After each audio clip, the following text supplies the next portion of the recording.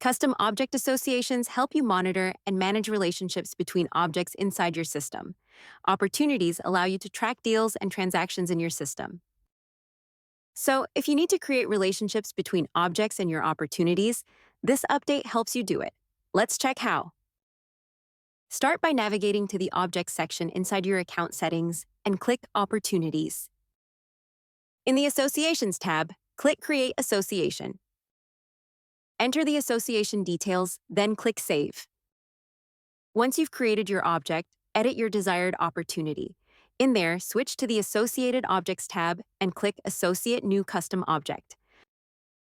This update lets you define relationships with unique labels supporting multiple association types between custom objects and opportunities directly from the Opportunity or Custom Object Associations panel, making it easy to keep track of relationships.